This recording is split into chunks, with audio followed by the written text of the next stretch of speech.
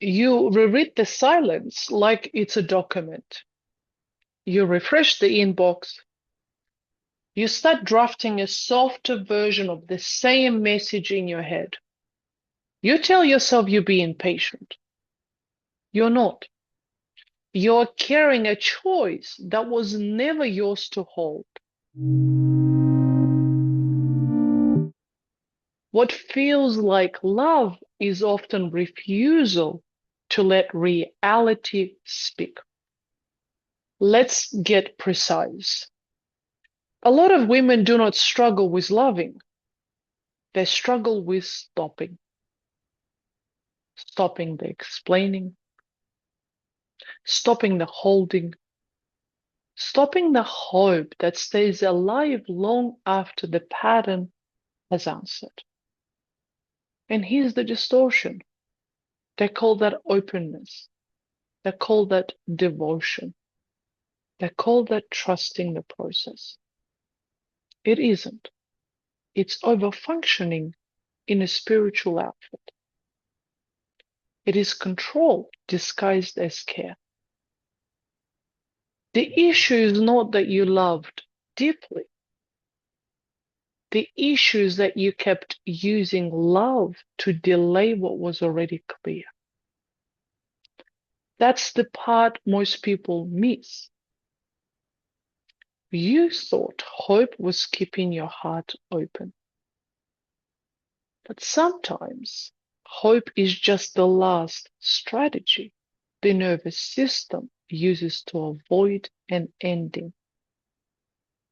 Not because you're weak, because somewhere early your system learned this. If I stay kind enough, patient enough, understandable enough, maybe, just maybe, I won't be left. So now, when someone stops moving, you don't immediately read the absence. You compensate for it. You add context. You add softness. You add time. You add your own labor to the gap. And then you call the whole thing love.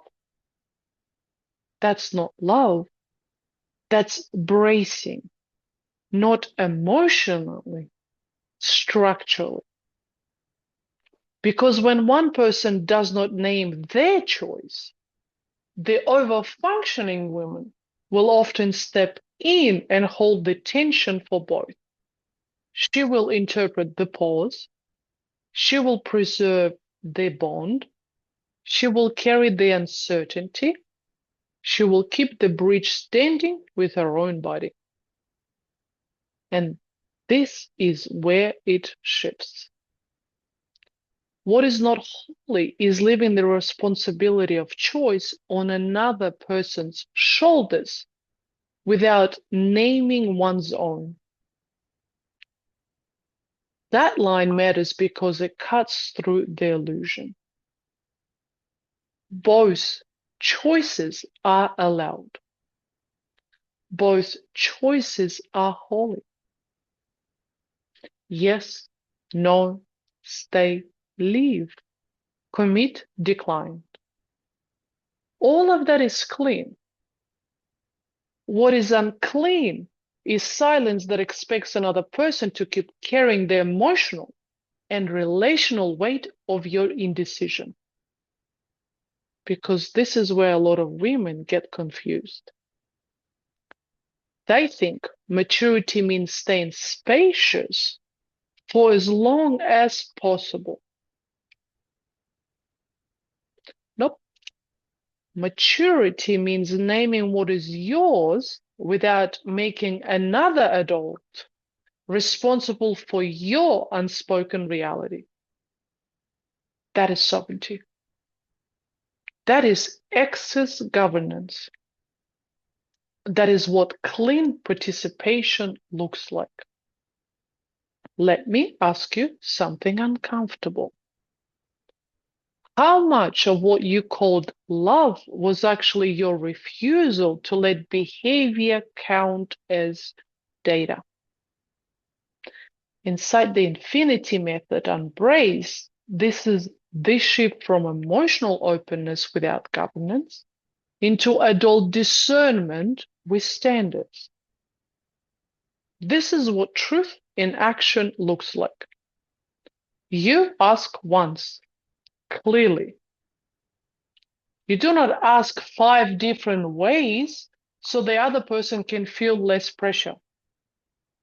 You do not keep translating your need into more acceptable language. You do not leave the door half open because you're afraid the full close will make you the villain. You say, I need clarity, I need a decision. I am no longer available to carry this alone. And then you stop. No second paragraph to soften it. No emergency smile in your voice. No follow-up to manage their discomfort before they've even responded. Because you are no longer negotiating against yourself. And here's another distortion to break. You're not cruel because someone experiences your clarity as pressure. You're not cold because someone preferred your silence. And you're not wrong because another person's story requires you to be the villain once you stop disappearing. Boundaries villainize you only inside narratives that depended on your erasure. And that matters. A woman in inner authority understands something very simple. I may be misread. I may be disliked. I may be reduced in someone else's story.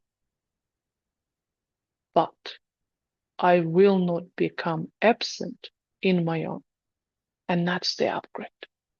Not louder, not harsher, legible. This is also why overfunctioning has to end. Because overfunctioning does not just exhaust you, it distorts relational reality. It makes it difficult to tell who's actually showing up and who's being carried by your effort. So when you stop overfunctioning, you do not create the imbalance, you reveal it. That revelation can feel brutal if you spend years believing your extra effort was love. But the truth is cleaner than that. You didn't withdraw love. You withdrew self-abandonment. And yes, that changes the whole field. The woman who is no longer willing to disappear stops doing very specific things. She stops rereading silence for hidden meaning. She stops treating non-choice as mastery. She stops escalating warmth to compensate for missing reciprocity. She stops making herself easier to receive so another adult can remain unaccountable. She stops assigning holiness to waiting where there is no mutual movement. That is not bitterness. That is proportionality. That is love with structure. Now, let's go deeper. A lot of women think the problem is that they do not trust their hearts enough. Sometimes the problem is the opposite. They have given the heart so much supervisory power that the human self is never allowed to stand on their own legs. The heart becomes the internal parent, watching, hovering, correcting, preempting. If I don't stay on duty, something bad will happen. That's not intuition. That is parentification turned inwards. And the correction is subtle. Not the heart disappearing, the heart learning to trust the human. That is what maturity looks like internally. The heart says, I have taught you well. The human says, I can choose now. The heart says, I'm still here. And the human says, then let me walk. That's the union. Not heart over human, not human cut off from heart, integrated authority.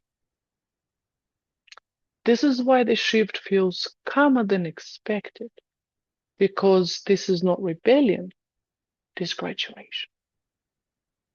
The nervous system is no longer asking, who am I? It is saying, I know who I am. I do not need to prove it by carrying what was never mine. Here is what this looks like in real life. You send an email asking for clarity. You do not reopen the draft 7 times to make it gentle. You do not trail off at the end with something warm you do not mean. You name the need. You ask the question, you leave it there. Then the silence comes. Old pattern. Refresh, reinterpret, hope. Prepare another explanation. Offer more room. Carry more sides. New pattern. You let silence become information, not punishment, not mastery, information. You feel the sadness. You do not turn it into another attempt. You let grief be grief. You do not make grief your instruction to resume overfunctioning, because sadness is not evidence that you made the wrong move. It is evidence that something mattered. That distinction changes everything. Here's the real moment. I had already asked for clarity, cleanly, no performance. Then I caught myself standing in the kitchen, phone in hand, opening the thread again. Not to read anything new, just to feel for movement that wasn't there. That's the old pattern. The body was still, too still. Like if I held myself rigid enough, maybe reality would change shape. And the thought came in, maybe send one more message just to make sure it landed right. That is the reflex. Not because I was confused, because part of me still believed more effort could keep the ending from becoming real.